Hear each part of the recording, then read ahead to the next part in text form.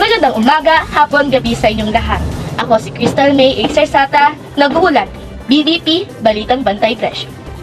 Tila nga namang lubhang nakakaapekto ang pagbabago ng presyo ng mga bilihin sa pagtitinda o sa pagbenta ng mga nagtitinda at sa pagbili ng mga bagay na kailangan ng mga consumer. Ganito ang sitwasyon sa mga pamilihan ngayon. Ang karaniwang mga dahilan kung bakit ito ay nangyayari dahil sa mga bila ng mga tumatangkilik ng produkto at sa mga produkto na dumarating sa mga nagtitinda.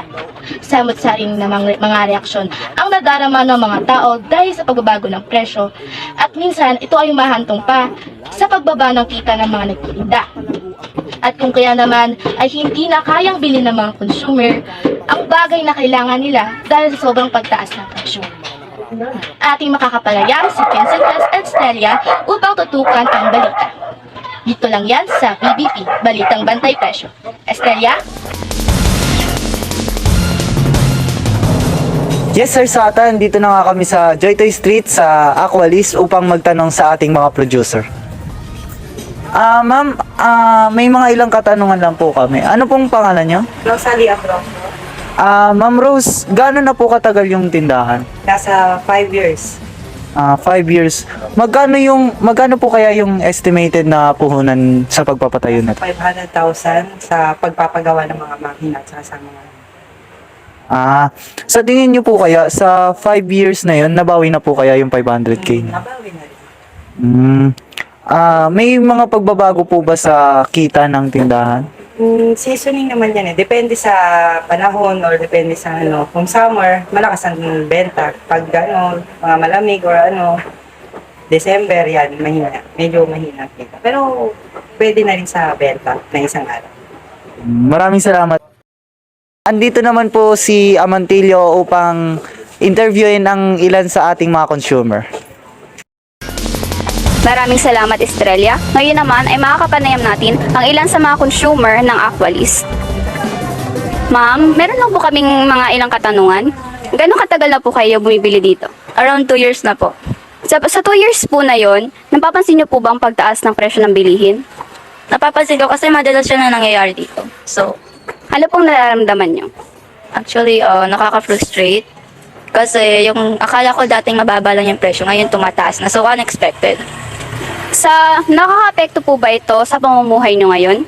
Sobra, nakaka-apekto siya. Kasi isa akong working student. So, may part-time job ako. And ako lang mag-isa bubuhay sa sarili ko. So, medyo mahirap kasi ako lang mag-isa. And kailangan magtipid rin ako kasi di naman kasi ganun kalaki sahod ko. Kaya yun, nakaka-apekto pa. Maraming salamat po. Miss, meron lang din po kayo ilang katanungan. Kung pagpipiliin po kayo na kung ano po ang gusto nyong bilhin, ang bottled water po ba or yung as in galon na po mismo? Yung ano po, yung galon na po kasi, mas marami po kami makakainom na ng family ko and para po mas onti po yung gastos. Kasi po kapag bottled water lang, parang ako lang po yung makakainom nun.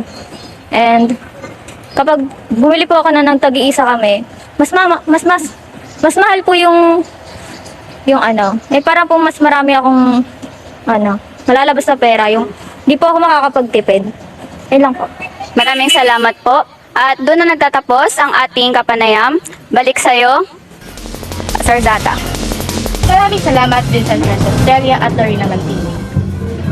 Pansin na natin ang pagbabago ng presyo ng bilihin dito sa ating bansa. Marami ang nagbago sa bilihin at gayon din sa mga pamilya na iisa sa hanap buhay ng ilan. Ayon sa nakalap na impormasyon ni Estrella, sa isang tendera na si Rosalie Amorcio, ay masasabi natin sa panahon ngayon na normal pa ang daloy ng presyo ng mga paninda. Ngunit sa panahon na kanyang banggit ay may tsansa na magbago ang kita ng kanyang pinagbibili na produkto.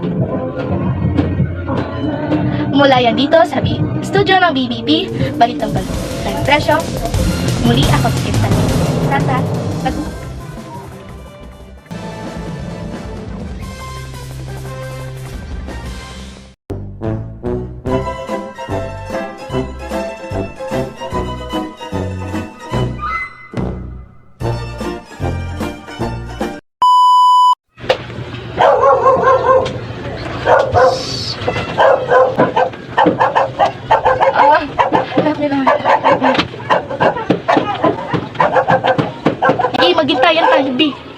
Ang ingay mo, ha?